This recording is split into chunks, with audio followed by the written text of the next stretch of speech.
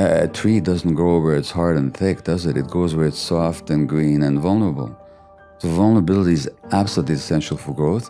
And for vulnerability, you gotta let go of those defenses, such as the best-selling author and host, the #1 health and wellness podcast, On Purpose with Jay Shetty.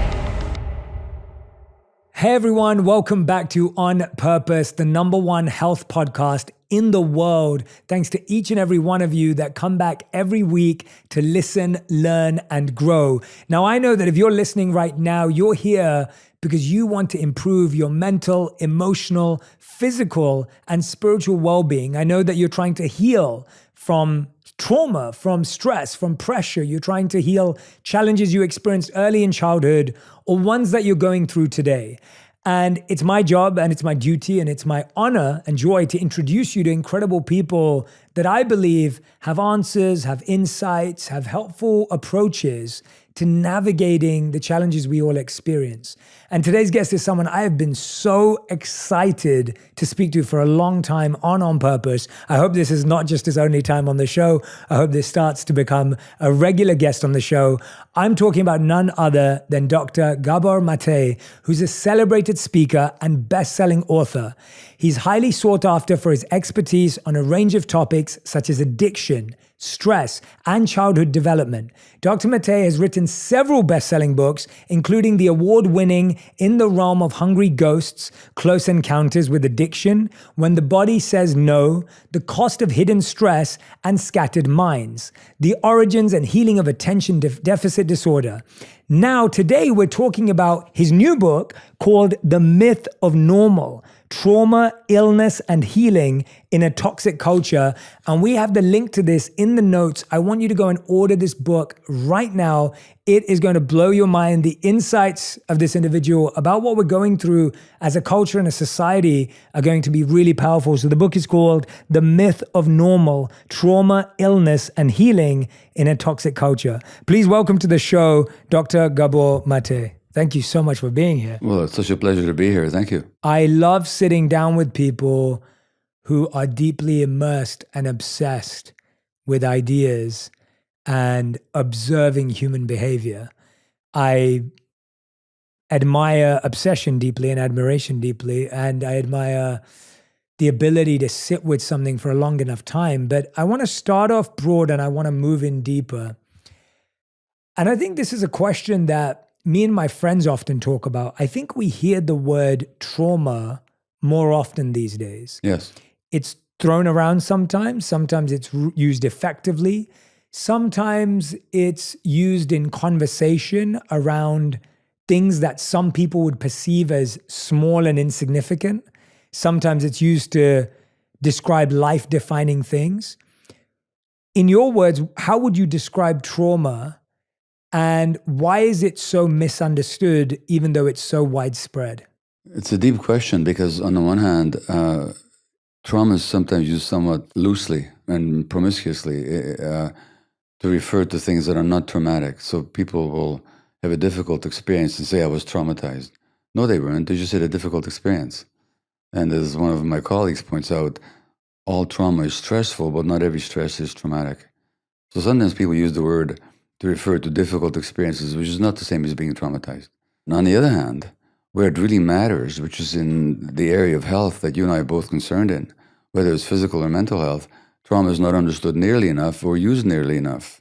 So that, to my mind, a lot of conditions of mind and body are actually very much trauma-related without the healing profession, particularly the medical profession, actually recognizing it. So trauma then it comes from the Greek word for wounding. Trauma is a wound. It's a psychic wound that leaves a scar, it leaves an imprint in your nervous system, in your body, in your psyche, and then shows up in multiple ways that are not helpful to you later on. So in its basic sense, trauma is a psychic wound. And if you look at the nature of a wound, on the one hand, if it's raw and open, it really hurts. So when somebody touches that wound that you sustained a long time ago, but it hasn't healed yet, you'll react like you're just being tormented all over again. This happens in relationships all the time. On the other hand, wounds scar over, and the scar tissue has certain features. It's very hard, it's rigid, so it's not flexible. So people tend to be rigid when they're traumatized. It also doesn't grow. So trauma very often stops emotional growth and development. So on the one hand, it's very raw and painful. On the other hand, it's even lacks sensation because scar tissue doesn't have nerve endings in it. So trauma then, just to finish, is not what happened to you. So trauma is not the difficult incidents, like trauma is not the war. It's not the, in my case, the Second World War when I was born or what happened to me. Trauma is not the abuse that people experience. Trauma is not the pain that they felt. Trauma is the wound that they sustained as a result. So the trauma wasn't, for example, the sexual abuse. Trauma was the wound that the person sustained as a result of having been abused. That's the good news, Jay, because if trauma is the wound that we sustained, it can be healed at any time. If trauma is what happened to me 75 years ago or 78 years ago, it happened. It never not will have happened. You know, the partition of India wounded a lot of people, but it never would, it'll never not have happened. But if the wound is what happened to people inside as a result, that can be healed. That's probably the best differentiator that I've heard. And you're right, it is good news because it means we can heal it. Exactly. What do you think are the biggest, going the opposite way, we're talking about a wound, and I want to come back to that, but going the opposite way, how would you then define healing? Because that's another word like trauma that is also just everywhere now, right? Self-healing, healing from this, healing from that. I think healing is such a interesting concept in and of itself, which again is rarely defined or made clear to us. And from your studies, I would love to hear your thoughts in the same ways you did for trauma. What is healing? Sure. So you mentioned to me that you spent some time in my homeland of Hungary, where I was born. And the Hungarian word for health actually begins with the word for wholeness. So health literally means wholeness. And the English word for healing and health also come from an Anglo-Saxon origin, meaning wholeness. So for some reason, languages internationally have intuited the sense of healing, which is a sense of completion and wholeness. Now, what trauma does is it disconnects us. It splits us off from our true self and disconnects us from our emotions, even from our bodies. So that if that disconnection is the essence of trauma, then the healing is that coming together of the self to become whole again. And healing is often used synonymously with cure, fair enough. But strangely enough, in my view, and not just in my view, people can be cured from an illness without becoming whole, without healing.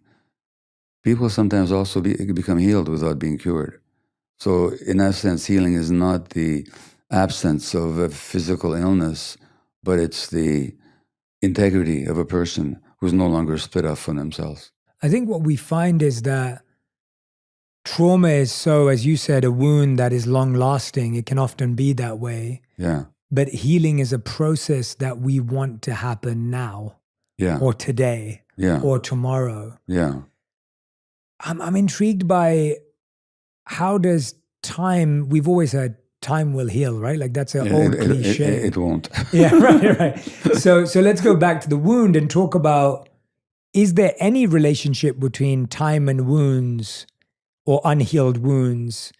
And what is that relationship? How is that wound being formed internally? As you said, trauma is not what happens to you, it's what happens inside of you. That which is happening inside of you, what is happening with that wound over time when it's left? What happens is that it may lie dormant for a long time, and then something occurs that touches it. It's when we talk about people being triggered, for example. Something touches an unhealed wound inside you, and you react, you've just been wounded for the first time. And certainly I can tell you that's been the case for me. For example, in my marriage relationship, is that the unhealed wounds, you may think you've gone past them, but then something will happen that touches that wound, and you react like you're being tormented all over again for the first time. And time does not automatically heal. Mm-hmm.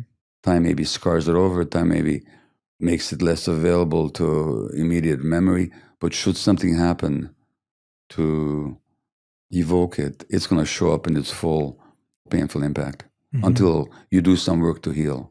time by itself does not heal, not spontaneously, not automatically. How do we uncover those? Because I feel that, and maybe this is something to address, it's that at least what I find is that a lot of our beliefs that we have about ourselves and about others are wired to try and make us feel safe to some degree. So I believe, and I'm hypothetically saying this, I believe that I am right in my opinion because that makes me feel safe and secure. But often to unearth a wound, we have to be okay with the vulnerability of saying, well, maybe I'm not right. Maybe this response is coming from some wound that I gained in the past. So for example, when you were speaking about your marriage, you sparked something for me. I found that a lot of the love I received when I was younger was then followed by guilt. So when I received love when I was younger, the idea was if I couldn't reciprocate with that level of love, I'd be made to feel guilty that I didn't love someone enough. And I found that I would repeat that in my own relationship with my wife, where I would overlove, and if she didn't match that level of love, I would then make her feel guilty.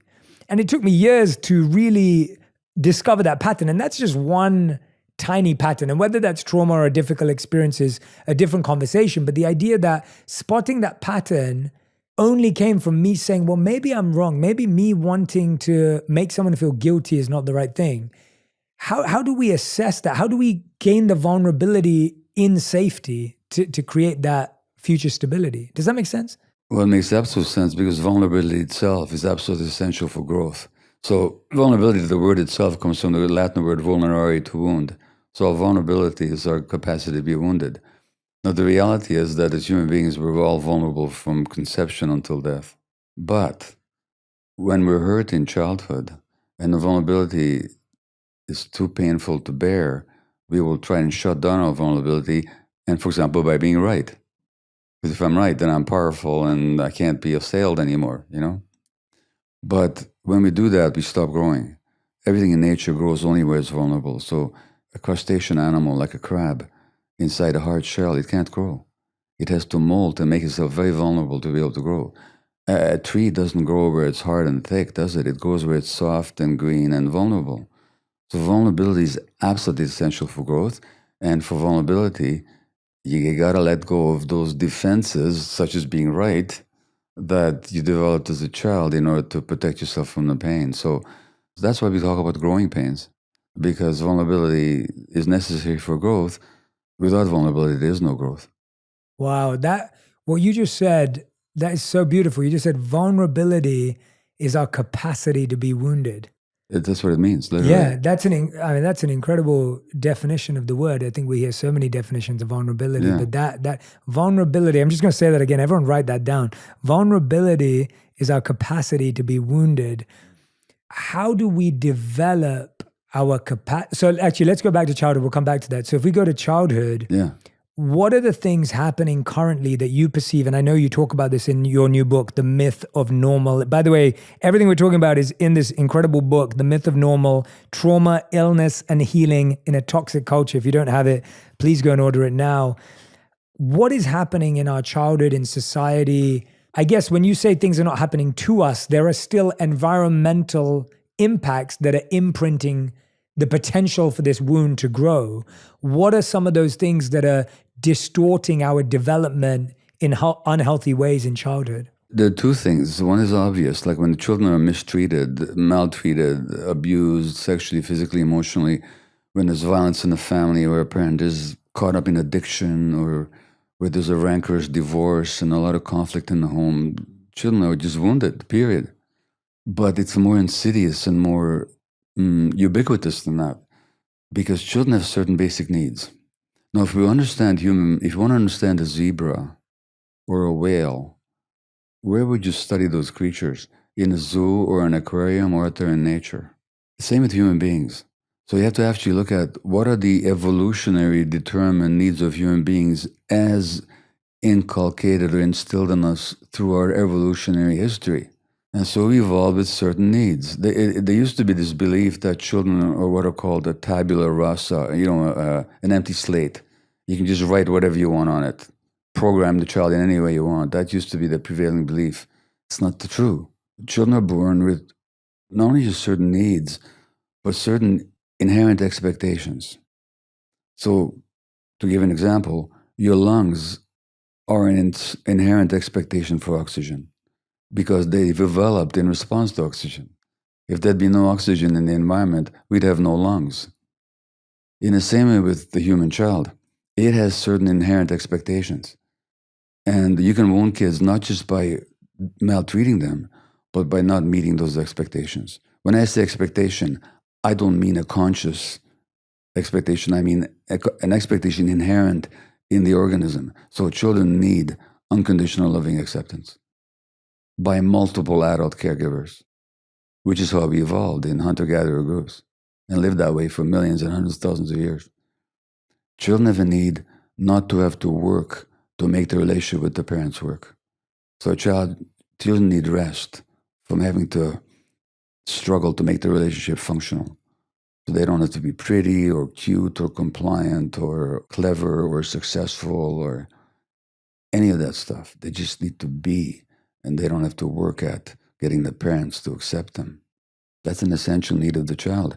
When I say essential, I mean if it's not met, that'll distort child development. The third need is really crucial, and in our society, it's hardly ever met, which is the child needs the freedom to experience all the emotions that nature has endowed her or him with. So we have certain brain circuits for anger, for love, for play, for lust, for seeking, curiosity. All these circuits are there for a reason. We share them with other animals. We share them with bear cubs and puppies and little whales, elephant. They need to develop because they're there for a reason. Evolution gave it to us.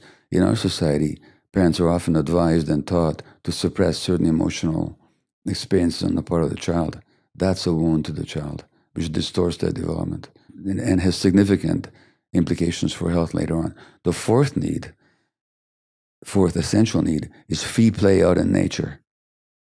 Free play, spontaneous, creative, imaginative play. But that's essential for healthy brain development. We share that with other animals. Baby elephants play, bear cubs play, puppies play, lion cubs play. Crucial for brain development. We know that now. In our society, we put cognitive development way ahead of play, and we deprive our children of play by giving them gadgets, which deprives them of imagination. So we're actually undermining their brain development and their healthy unfolding as human beings. So children can be wounded, not just by bad things happening to them, but by their needs not being met. And in our society, when you ask about the environmental conditions that undermine health and child development, these environmental conditions in our society are inimical to healthy human unfoldment.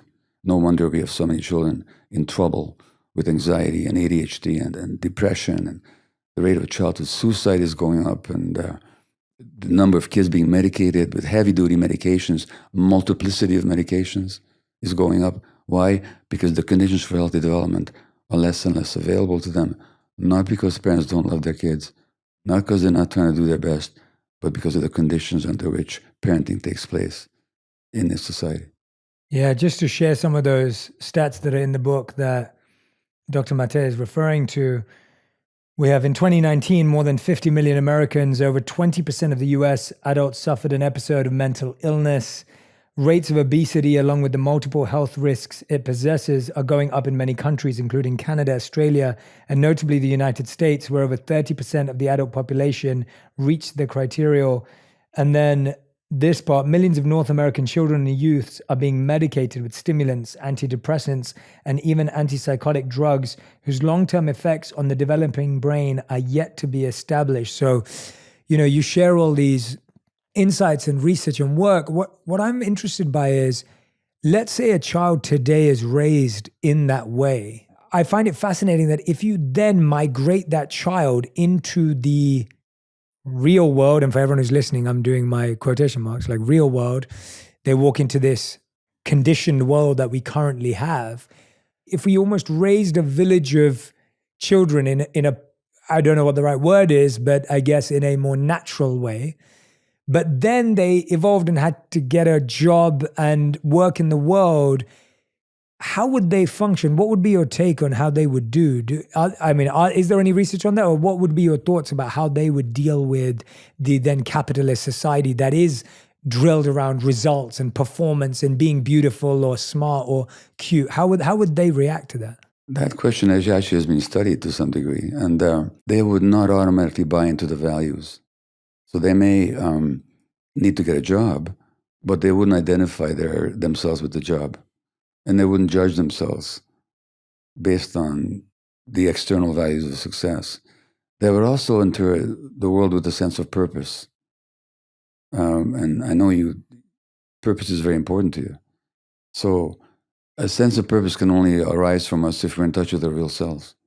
So they would be in the world, but they wouldn't be of the world in a sense. They wouldn't identify themselves with the values that society would push on them. So I think they would struggle, but they would do reasonably well, and they'd hold on to themselves in the process. They wouldn't live a life that's based on what do other people think about me? Am I pretty enough? Do they find me attractive? Have I collected enough goods and objects to make me feel okay about myself? They wouldn't buy into all that. And to the extent that this has been studied, and it has been, those people that can be in this society without buying into its values tend to be healthier and more grounded emotionally. The reason why I love hearing that is because it's the first time I've connected these ideas together. That when I was born and raised in London, I was born and raised with all the usual pursuits. I have a good education, a good home, a good financial situation, etc. Those were the ways I was raised, and success was a big part of my culture. Yeah. And I chased the validation of my family and the external surroundings and my community and what my aunts and uncles thought of me. And when that validation was dissatisfying or didn't feel like it was actually coming my way, and when I was finally introduced to the monks at 18, I then sought the validation of the monks, only for them to teach me that the issue wasn't who you seek validation from. The issue was seeking validation in the first place. In the first place.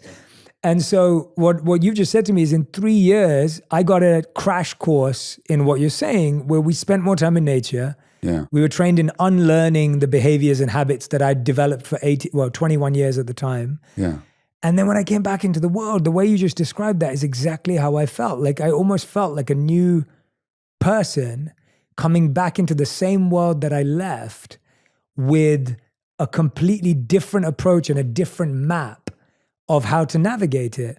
And you're spot on. It's still hard. It's not that it's perfect and it's easy, and it's not that I've got it right. It's just that when I am challenged, I have a toolkit or I have some ideas, as you said, with purpose that help me think about the problem differently. You're not governed by the same thing. So when I went into the world of work, and I just want to give people a practical example of what Dr. Mate is saying is spot on. When I went into the world of work, we were all told that we had to be good at a list of like 10 things in order to succeed. Yeah. And I looked at that list of 10 and I was like, I can do one of those things really well. And I'm only going to focus on that one because these other 9 are not my nature. They're not my purpose. And it's so strange because that one thing made me extremely successful at the company I worked at, and then has become how I've built my career. And it's so true that had I'd gone in and done what 90% of people did, I would have become what 90% of people are doing. That really deeply resonates. What is the difference though with, and I can't wait to read some of that research on that. I think that's fascinating. When you have a culture where I think most people who read this book today, The Myth of Normal, will say that they can relate to having trauma, illness, and trying to be on the path of healing, especially our community here. They are absolutely going to love this book. This is exactly why we have this show. But I find that we would all agree, I think if I asked everyone to put up their hands and say, how many people feel they experienced a traumatic environment at home? I think most people would raise their hands. If I asked how many people felt when they were children that they had unhealthy relationships with their parents to some degree, I think most people will put their hand up. Yeah. The challenge I find is that I really feel with what you're saying with the book, there's a difference between what you're saying and then the other extreme, which is mollycoddling. So there's neglect and then there's mollycoddling. And I find that as humans, our brains are wired for extremes. So if we've seen that being mistreated or neglected is really bad for us, we go the opposite way and we go, okay, now I'm going to make sure that this kid has like 24 cushions around it. I'd be curious to know.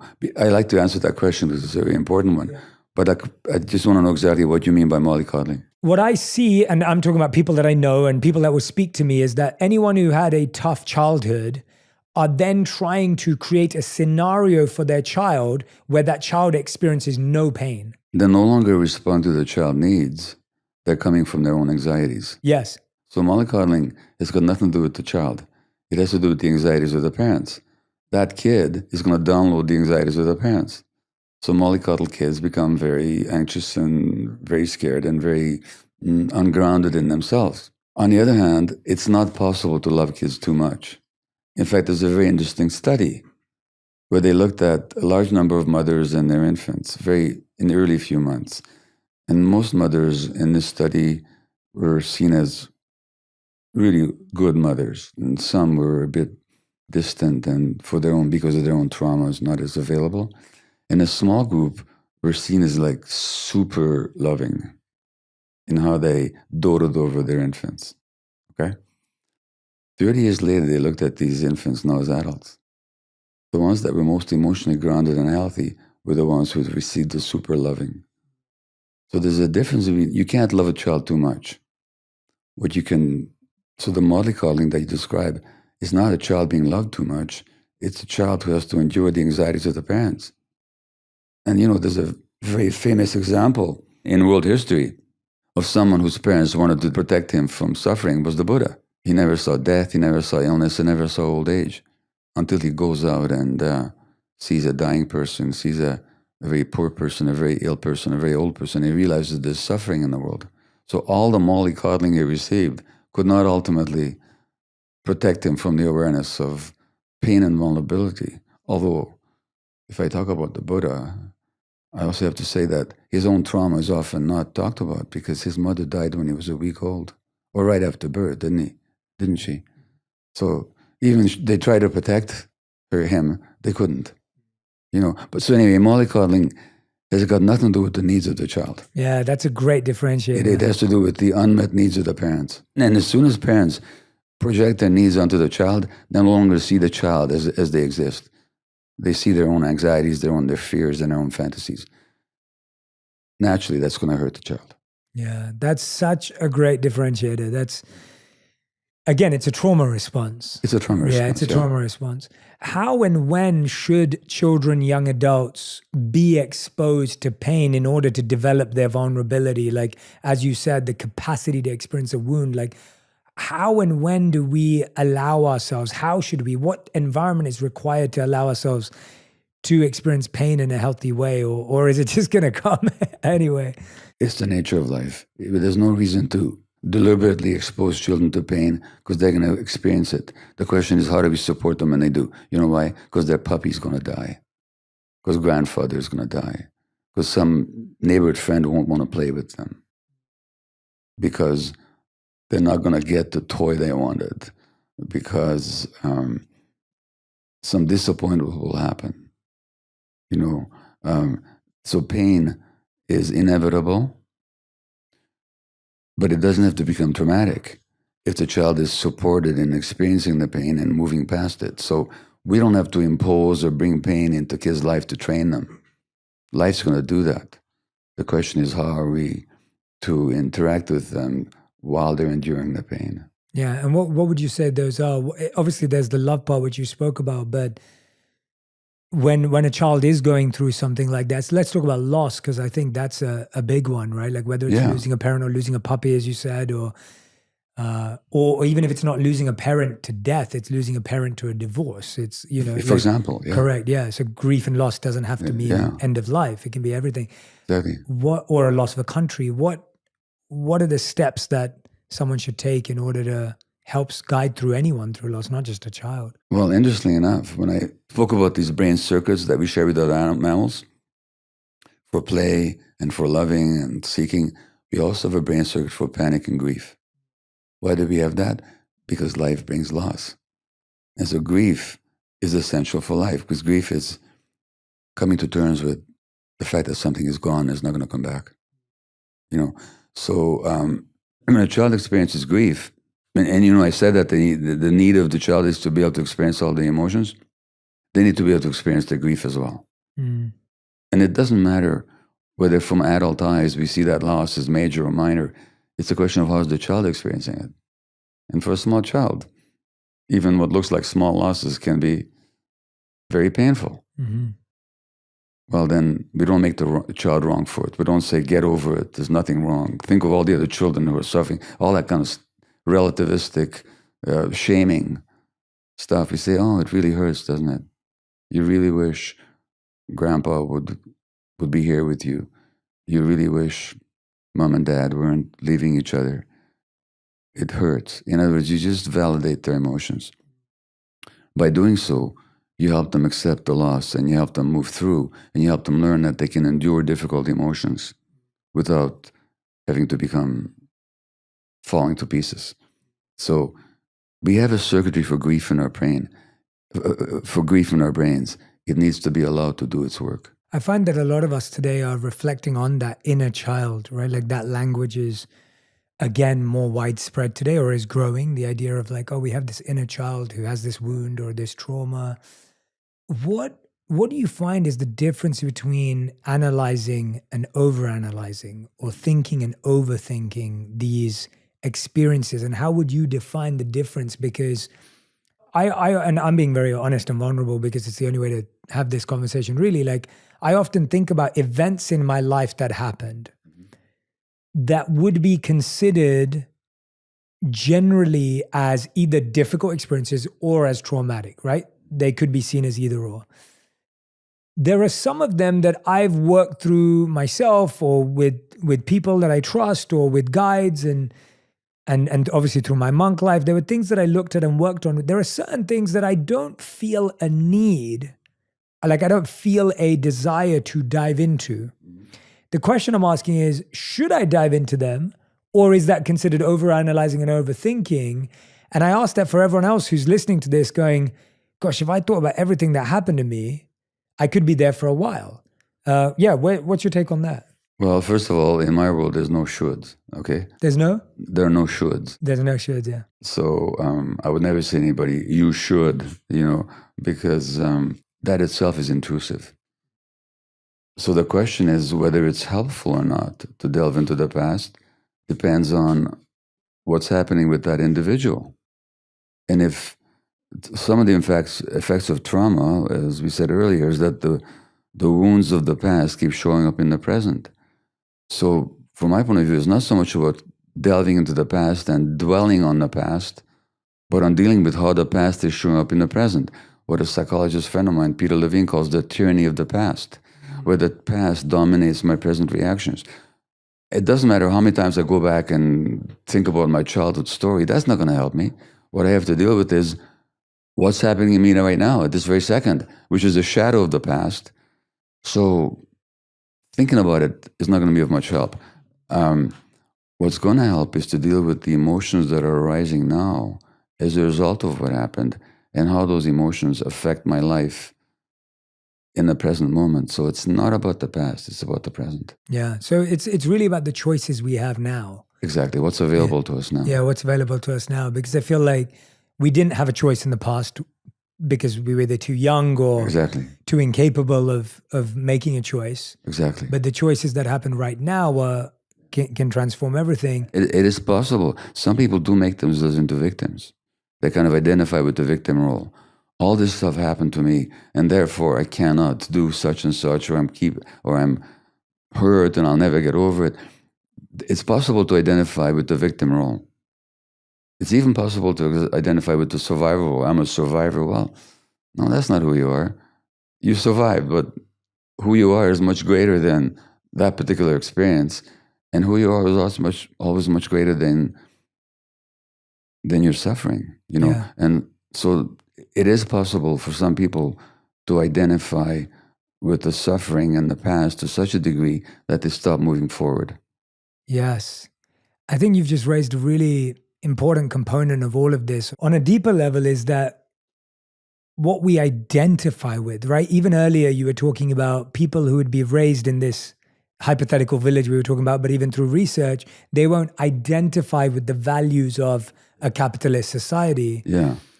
Identification, you just said people could identify as a victim, they could identify as a survivor. What is a healthy identification? There isn't one. Right. Because if you look at, again, the meaning of words, and I just find words fascinating. Same, yeah, absolutely. Identification comes from a Latin word, idem, which means the same, and facere, to make. As soon as I make myself the same as something, like if I identify with my role as a doctor, I immediately limit myself. If you identify with your experience as a monk, and I don't mean not to learn from it or to grow from it, but if you identify with it, that's what I am. You've now narrowed yourself. So there's no healthy identification. If I identify myself with a state or a nation, I could be loyal to that state or nation. I could love that state or nation or any group. But if you identify with it, such as you have no independent existence, you've limited yourself already. Mm-hmm. So when you say, is there healthy identification? Not really.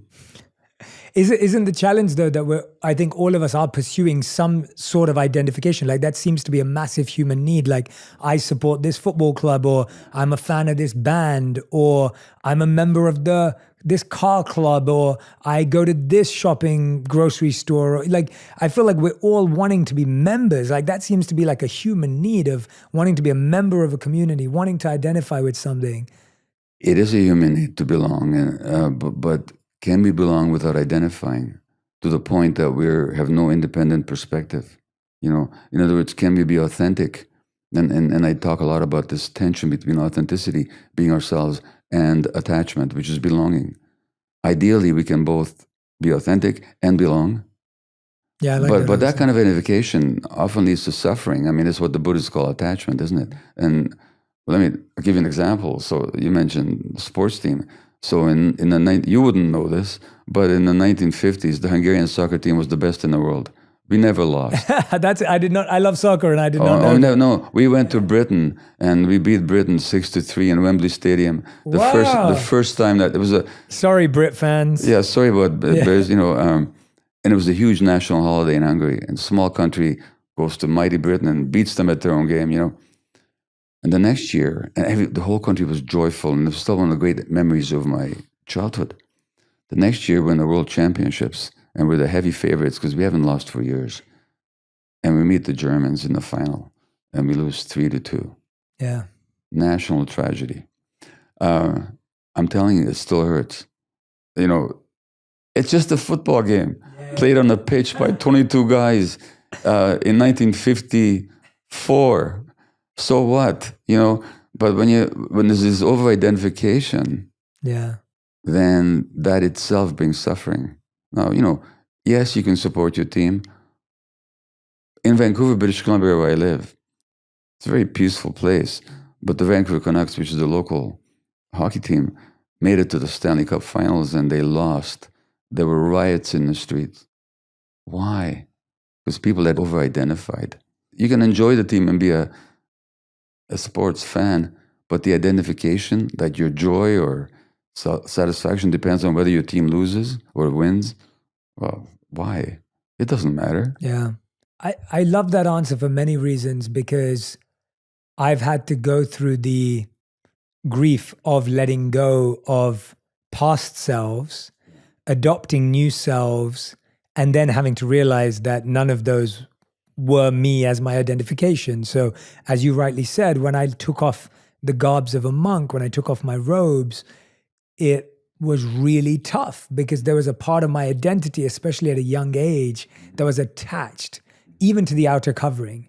And I had to realize that I had to extract the inner beliefs and leave the outer covering behind, and the outer name and what that meant. And even in my career today, like I've had to let go. And even now I don't even know how to identify in one sense. Whenever, I'm sure you feel this to some degree in your work as well. It's like whenever they say like, oh, when you're on TV and they want to put like your title, and they'll be like, Jay, what's your title? I'm like, I'm more defined by my purpose than my profession. Like, what I do for people and the service I want to offer in the world is far more important to me than author or podcaster or former monk, or like those things don't really define me. Well, I get that totally. What I'm thinking about is you telling me when you left those monk's robes, we talked about the crab, didn't we? With the hard shell. To grow, you have to let go of the shell at some point. So each of those moltings represent the point of growth, but at the time it's difficult. So when I left family practice to go and work with a highly addicted population in Vancouver, and it was a loss of identity for a while. I was a bit disoriented for a few days because all these people, these families that had relied on me to be the kind of the linchpin of their health, and all these people that had come to me and trust me, and who I would see in the office, and all of a sudden I left that. Now who am I all of a sudden? So I totally understand that. Now the reality is that I'm so grateful that I did. What then I got to experience in the next realm of work helped to further define my purpose in life and taught me so much about myself and human beings. But at the time, it was difficult. Letting go of that identification was difficult. And there was really that sense of, well, if I'm not that, then what am I? This is what happens when we identify with roles. Yeah, if anyone's listening and wants to have a go at figuring out what your subconscious answer is, ask one of your friends, ask them and then get them to ask you, who are you? Yeah. And your answer to that question, 99% of the time when you ask someone, who are you? They'll say, I'm a lawyer, I'm an accountant, I'm a Brit, I'm an American, always the answer is on such a material level. Well, as one spiritual teacher said, I think, unless I'm making this up, but I think they said it, that the problem is not knowing who you are. The problem is thinking that you know who you are. Yeah. Yeah. Yeah. It's incredible, isn't it, that the things that are true safety feel unsafe to the mind. Yeah. And I'm intrigued by that because you've studied the mind, you've studied addiction, you've studied healing, you've studied trauma. Why is it that we seek certainty and stability when you earlier also said that the only time we experience growth is the opposite, when we're vulnerable? Why is it that we're so addicted to things staying the same or things not changing? Like that seems to be a core human addiction. Well, a therapist once said to me that it has to do with the nature of the mind that you're referring to. A therapist once said to me that if your parents didn't know how to hold you, you develop the mind you hold yourself with. So you find safety in this mind that you created. And so the human mind, the ordinary egoic human mind, is basically a defensive structure. It's, in significant ways, it's a response to pain. That's not all it is, but in significant ways, it's a response to pain. It's afraid of pain, and it's designed to keep you from experiencing pain. So it's worried, and it's anxious, and it's defensive. So when it comes to change and vulnerability, the mind wants to defend against it. And so it comes out of fear, which comes out of childhood experience, where the pain that you had wasn't held. And therefore, you develop these mind structures to keep you from experiencing it. And I mean, one of them clearly is addiction. And, Keith Richards, the world's most famous former heroin addict, the Rolling Stone guitarist, said about addiction, for example, his heroin use, that the contortions you go through just not to be yourself for a few hours. Now, why would somebody not want to be themselves? Because it hurts so much at some point to be yourself. And then a mind comes in and tries to protect you from that pain of being yourself, with its ideas and its beliefs and its certainties and its endless desires and its artificial needs. And it's afraid to let go. Because if I let go, I'll be a helpless child again. So the mind largely is a defensive structure, and then often will react that way. That defensive structure obviously sets us up for so much. What is happening inside that makes two people react completely differently to the same thing? Right? You could have a parent that's a drug addict and one of the children goes, I'm never going to have drugs ever again because I saw what it did to my parents. And the other person actually imitates the behavior and goes down the same path. What have you found or seen that at a young age creates that different journey? Well, the first thing to say is that no two children have the same two parents, and no two children have the same childhoods. even though they grew up in the same biological family. Because first of all, one of them came along at a different time. So they had a different set of experiences. There's the birth order, that affects how children experience the parents. Then there's degrees of sensitivities. So some people are born more sensitive than others. Sensitive, again, comes from the Latin word sensire, to feel. So the more sensitive we are, the more we feel.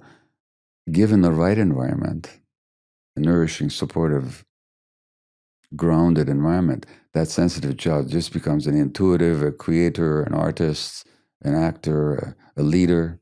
But in an environment where there's pain, that sensitive child suffers more pain than the less sensitive one. So he'll have more of a reason to escape from the pain.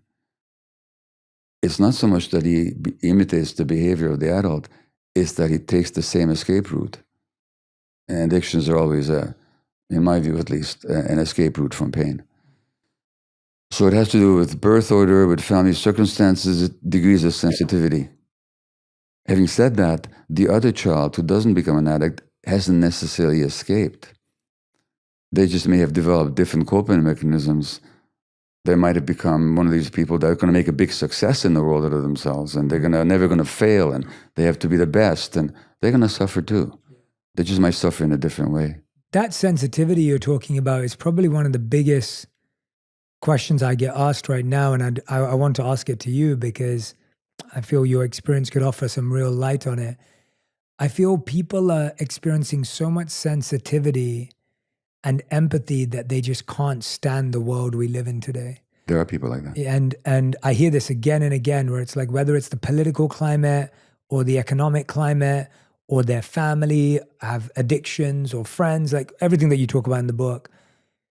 And people feel, this can't be my home. Like this is not the place I want to live in.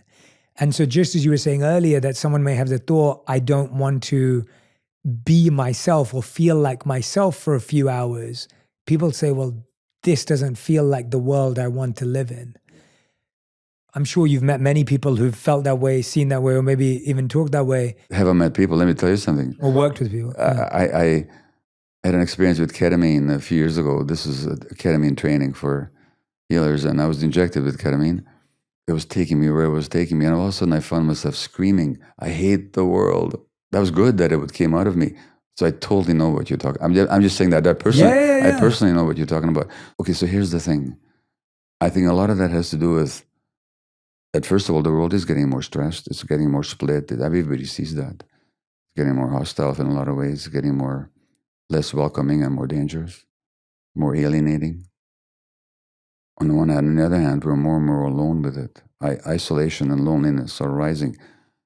So if people experience pain and change and stress or even danger communally, it's bearable.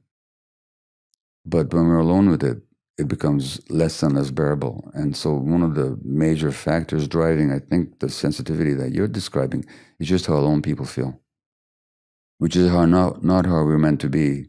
So that the capitalist values of aggressive, individualistic, ruthless greed and competition against everybody else, that doesn't reflect human needs or even human nature, not as we evolved. But the more the world gets that way, and the more isolated we become, the more vulnerable we are to be hurt by the world that we live in. And I think that's what people are talking about. Mm.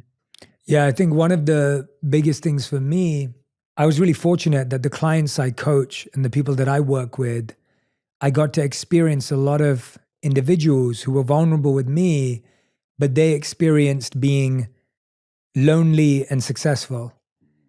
And lonely success didn't bring happiness.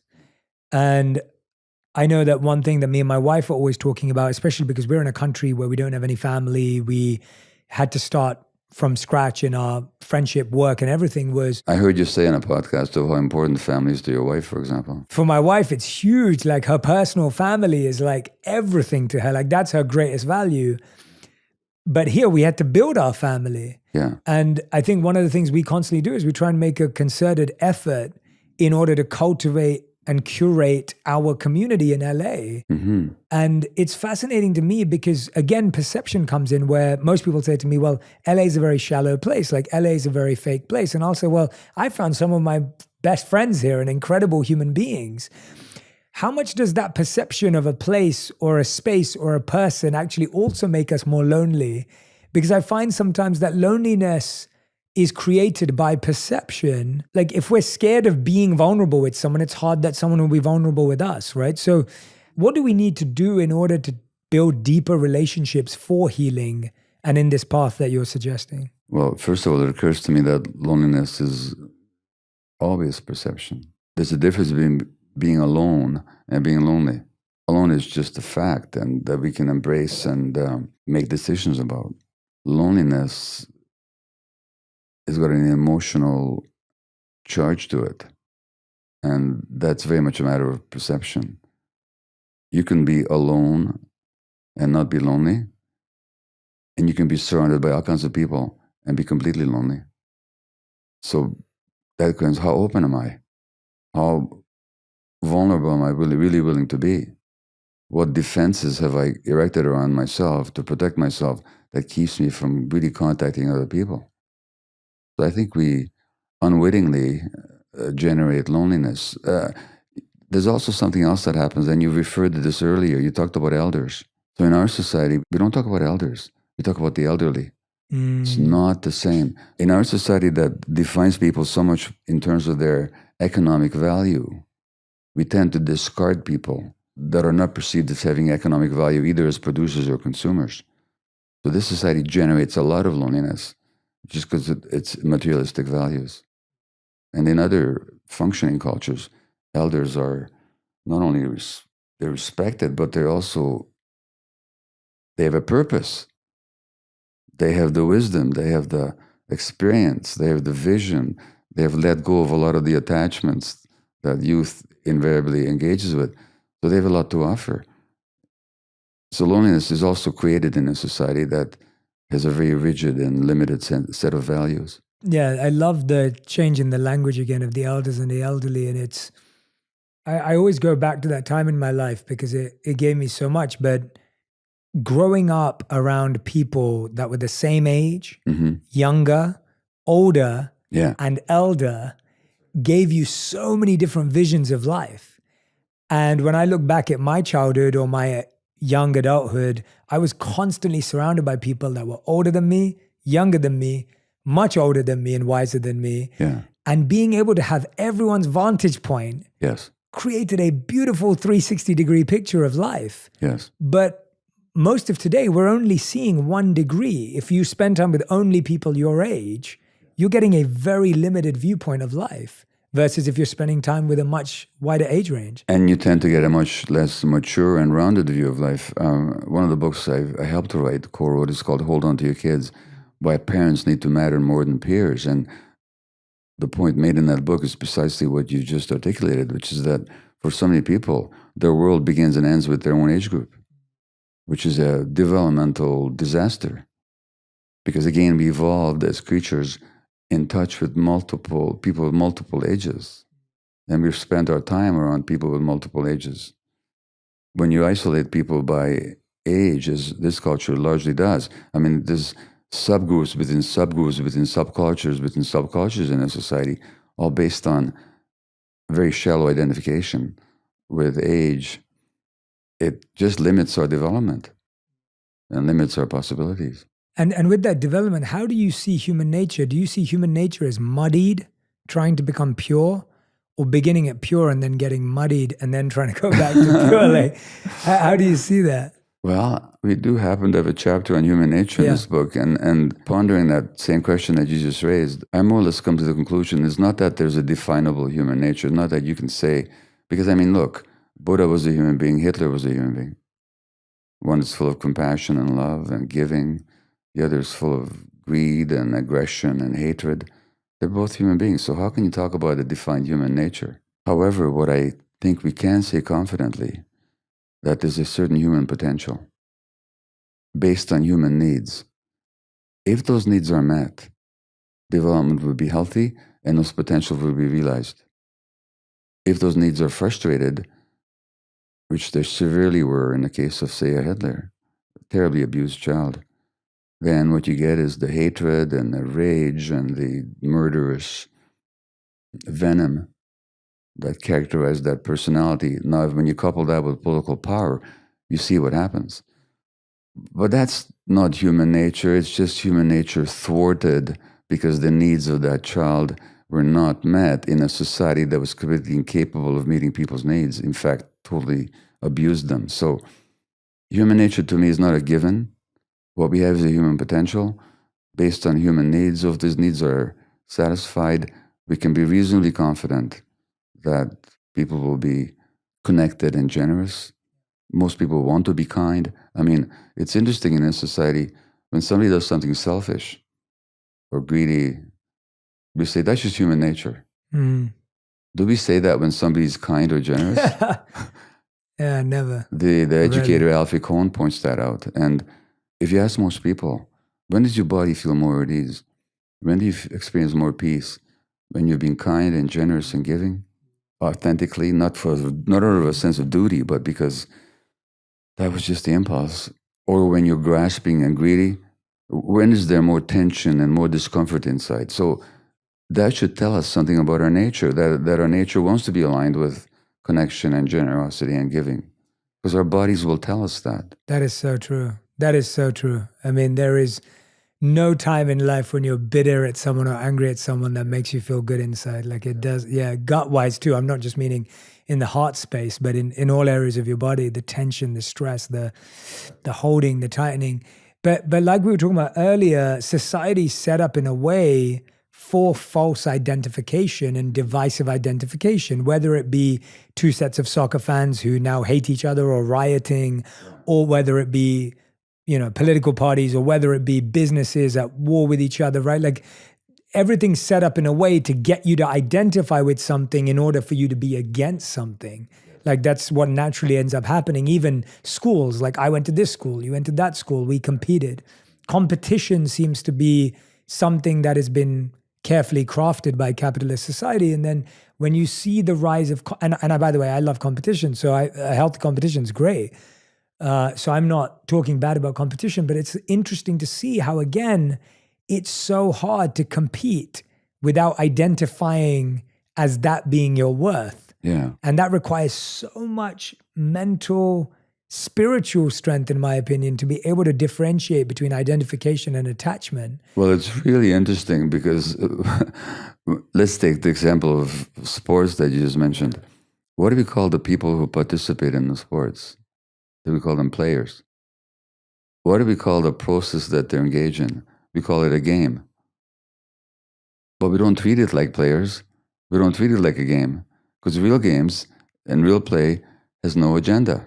There's competition in the process and you want to do your best, but in the end, it doesn't matter. It's for the process and for the joy of it. That's genuine play. Well, when you think about these multi-billion-dollar sports industries and the strategy and the hype that goes into, these are not players anymore. These are warriors, almost as if they're engaged in some kind of a battle. And winning and losing becomes everything. Like the famous Vince Lombardi, winning is not the only thing, it's the only thing. Well, that's not true, people. That's true for the purposes of playing, as long as you recognize that you're only playing, as long as you don't confuse the game with life itself. But once it becomes a business and becomes cutthroat, that confusion is really prevalent. And people take it so seriously. So when you think about it, like you have these terrible conflicts in the world, like the war in the Ukraine right now. The average person, how much time are they induced to spend thinking about those large issues? Or say about climate change, that only the blindest of the blind or the wickedest of the wickedest can at this point deny as a reality. But how much of our life do we spend actually pondering and engaging with these larger issues compared with analyzing which quarterback should have played in which quarter of which particular NFL game, so that these so-called games and these so-called players have assumed a far larger importance in our lives, whereas the real things we tend to ignore. You've just sparked something for me that I was blown away by this experience. I recently went to Rwanda, and I went there with Ellen DeGeneres in collaboration with the Dian Fossey Yeah. Fund, has opened up a gorilla sanctuary and a conservation center. Yes. And we went there to trek with the gorillas, learn about Rwanda. And I had never been to Rwanda before. I didn't know if I would have visited if it wasn't for her. And the biggest thing I took away, obviously trekking with gorillas and being in nature with a form of life that has no interest in us, but we're totally fascinated by them, was an incredible experience. And I'll talk about that separately. But the reason I brought it up here is I also took time to go to the Genocide Memorial Museum. Yes. And it was fascinating for me to learn that it's been around 20 years, from what I remember, a tenth of the population of the country, so like 1 million people out of like 10 million people, Yeah. died in the genocide, were killed in the genocide. Yeah. And most of the people who live there today, it was their parents, it was their ancestors that did this just 20 years ago, which is not a long time at all. And I met some of the survivors. I sat with them in the museum. I talked to them. We talked to the locals. We talked to people that were helping us with our travel and arrangements and the hotels we stayed at. And it fascinated me that the people were so healed. Mm-hmm. Like there was such a genuine, sincere conversation that they've now let go of this two-tribe culture. They've let go of the names, the identification, that they're living by a principle they call Ubuntu. I am because you are, I believe, or you are because I am. Like that's, I'll get that right. But Ubuntu is the word that they use. And it was so special. I was totally... I'm curious to ask, did you delve into what allowed them to do that? They said a lot of it came through the leadership. Like they said that was how they were being it's what you're saying. Like when you said like they were asked to, you're saying we don't make time to focus on these huge issues because we're too busy wondering which player played in which position. Yeah. They didn't say it in that way, but that's what they were saying, that our leadership encouraged us to think in this way. And I couldn't believe that in 20 years, when your parents have probably killed their parents, that you were standing next to each other, not worrying about the lineage that this culture was set up. And it was the Europeans who set up part of that anyway. But I just wanted to understand from you, like, what does it take to get to that level of healing? Because that's, people would say, okay, well, it's a 10 million population. To me, that's still a humongous win for the world. Yeah. I was wondering if you've seen cultures, or if you've seen even smaller groups, or even living through the war where you've seen that kind of healing before. I don't know how the healing happened in Rwanda. I'm Of course. really encouraged to hear what you describe here. I think at the very least of it, the suffering had to be acknowledged and had to be heard and fully acknowledged. And then the healing can take place. Yeah. Without that, it can't. Of course, absolutely. Which is why it's so important to understand trauma. The suffering has to be acknowledged. Now, in my country, Canada, like when you talked about Rwanda, of course, that tribal hatred didn't just arise up from nowhere, nor is it necessarily in the nature of those people to be like that. A lot of it was the legacy of colonialism that quite deliberately, and you would know something about British colonialism, it quite deliberately set one group against another, the legacy of which was often tremendous struggle and hatred and violence. In Canada, as in the United States, the legacy of colonialism fell more particularly on our indigenous peoples, so that to this day, they suffer so much. The addiction rate is much higher amongst them. 50% of the women in jail in my country are indigenous people. Wow. They make up 5% of the population. Wow. An indigenous woman has 6 times the rate of rheumatoid arthritis. They never used to have rheumatoid arthritis prior to colonization. There's been some apologies in Canadian history, but there's been not sufficient acknowledgement of what actually happened and what continues to happen. And I'm saying that an essential condition for that healing would have to be acknowledgement. So the Pope came to Canada just maybe 6 weeks ago because the church cooperated with the state to abduct children from their homes, indigenous children from their homes, for over 100 years, into the 1990s, into these residential schools where our native children were not allowed to see their parents, where their culture was extirpated, They had pins stuck in their tongue if they spoke their tribal language. They were sexually abused. Often they died. They were physically abused. They were starved. And the Pope came and apologized. And you know what the apology was? I'm so sorry for what some Christians did to your people. Well, he means well as a person, but that was an apology uttered by an institution, because it wasn't, or it should have been uttered by the institution. But they said, it wasn't some Christians, it was the state, and it was the church. And what I'm saying is, that was a good first step. But until there's full acknowledgement and we are fully willing to hear the suffering of the people that we hurt, and that's why in the 12 steps, what do? They do this moral inventory. How did we hurt somebody, and how can we, without imposing on them, how can we acknowledge if that's appropriate? So I think for healing, whether for myself or people that I've hurt, there has to be acknowledgement of the suffering itself. I think that's the first essential step. The challenge we have, though, right, in society is that I fully agree with you, but for most people, we will never get the apology we deserve, because, again, we live in an unhealed environment where people are not coming out of the woodwork and saying, I'm so sorry for what happened. And even if they do, it's a bad apology or an incomplete apology or a 10% apology. So how do we function in a world where often the closure doesn't come from the person who hurt us or the person who created the wound or that we received the wound through, and it really comes down to us? That's true. Yeah. So I work a lot with Indigenous groups in Canada when they ask me to. And first of all, I often say, well, who the hell am I to offer you advice? Because in your traditions, there's so much healing wisdom. So that the best advice I can give you is to follow your own traditions. But I often say to them as well, don't wait for the acknowledgement from the government or from society, because it's going to take a long time coming. But you need to acknowledge your own suffering. You need to acknowledge your own pain. And then there's so many rituals, there's so many traditions, the dance and the chanting and the drumming and the sweat lodges and the sun dancing and the going back to the land and the wisdom circles and the restorative justice. There's so much wisdom. So what I'm saying to people is, acknowledge your own suffering, but to look to the wisdom within to promote the healing.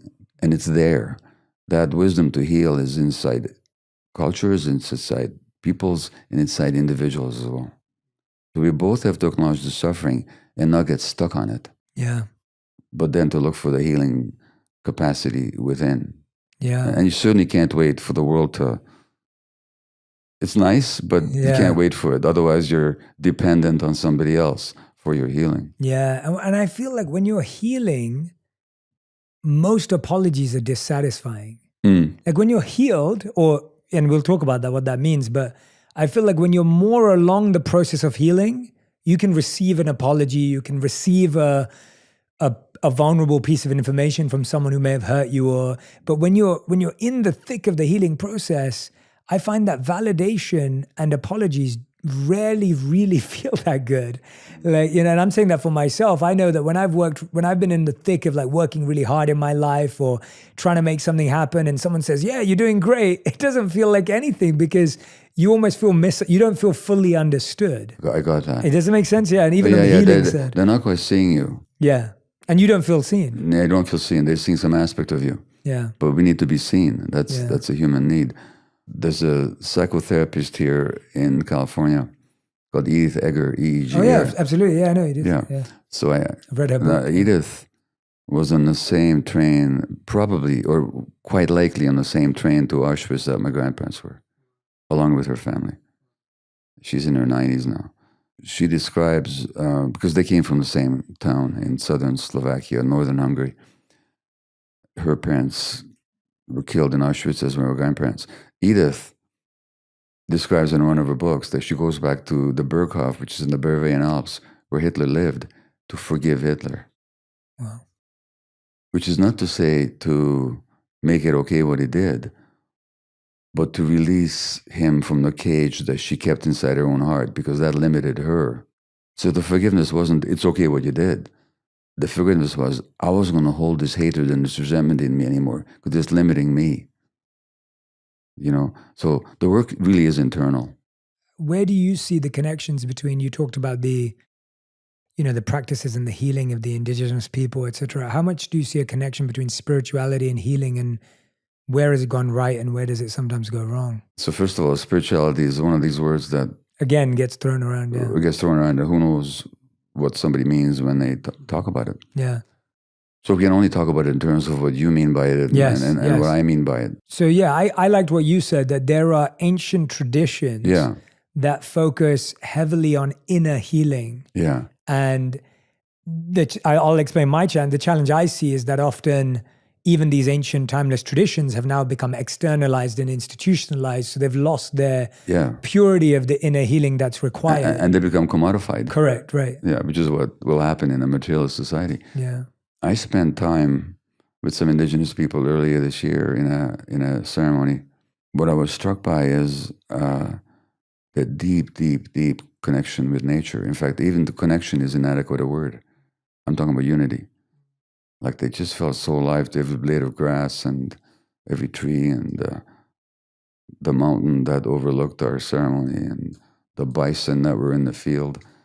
So for me, spirituality, if it means anything at all, it means sense of connection to something larger, which is difficult to define and may be different for every person or for every group, but it's something beyond the limited confines of both body and the egoic mind.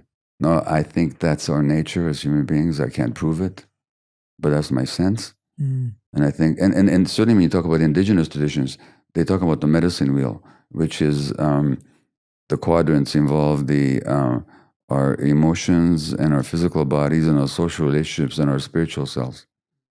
And we have to be sort of grounded in all four of those quadrants to be fully whole.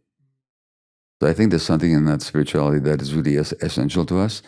What that is, I think each person has to discover for themselves if they don't have a tradition that already grounds them in it. Yeah. Yeah. You're reminding me of my time that I spent with some groups in Hawaii, and they had a song for the sun and the sea, and they had a beautiful ritual where when a child is born, the umbilical cord is placed on the earth, and then they carve almost like a pattern there to remind the child that this is your connection to the earth. And I always thought that was such a beautiful ritual.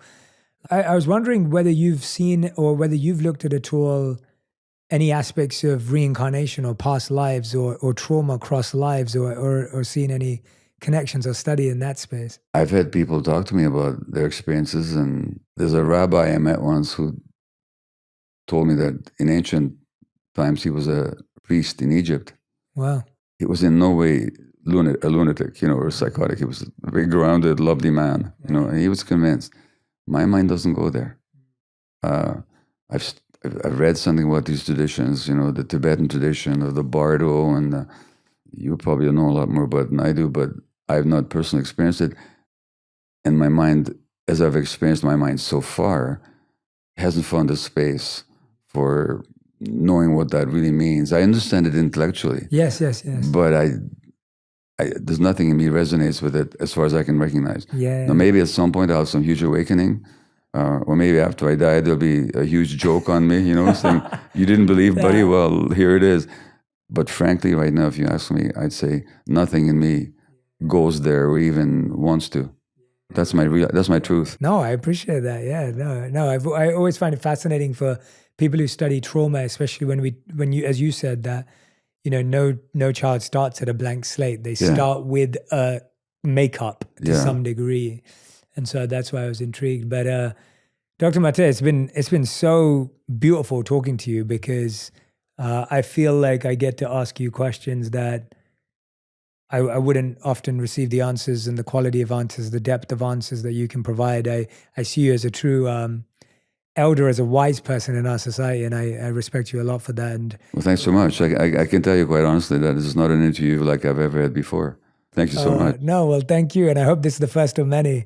And I want to make sure that everyone who's been listening and watching, I would love for you to order a copy right now of The Myth of Normal: Trauma, Illness, and Healing in a Toxic Culture. We touched on subject matter from within the book. We touched on ideas from within the book. But as you can see, these are my favorite books. It's a real deep study book. Please go grab a copy. I could not recommend this more. I will be posting from the book as I read more deeply through it as well on my Instagram. So if you want to see my notes or takeaways, then they'll be there as well. And please, please, please follow Dr. Mate on Instagram as well. We will put the links in the show notes. Follow him. Share all the insights that you got from this. If there was something that stood out, I mean, there were so many beautiful descriptions of words, definitions, clarity between ideas that I think have just words that we use every day and we don't know what they mean. So if something stood out to you, tag me and Dr. Mate on Instagram, on Twitter, on TikTok. Let us know what you've learned and what you've taken away. And I promise you that this will be a great investment this year. Dr. Mate, is there anything that I haven't asked you before we ask you the final 5, which are our fast 5 questions? Is there anything you'd like to share that I haven't given you an opportunity? Honest to God, I can't think of anything that you haven't asked. I love it. Okay, well, these are 5 questions that have to be answered in 1 word to 1 sentence maximum. So you have like a very tight, like almost think of like Twitter. These are your final 5. The first question is, what is the best advice you've ever received on healing or trauma? Authenticity. Expand. I'm going to ask you to expand because I want to hear now. Be yourself, you know. When I was a very confused young man and I was acting out all over the place, I had an aunt who herself was a very traumatized person. She was an Auschwitz survivor and she came back weighing 80 pounds. She was an ophthalmologist.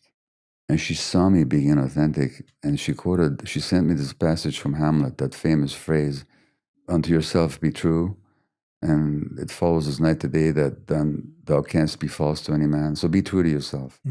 Without going to the details, that poor aunt of mine couldn't be true to herself because of the nature of this culture.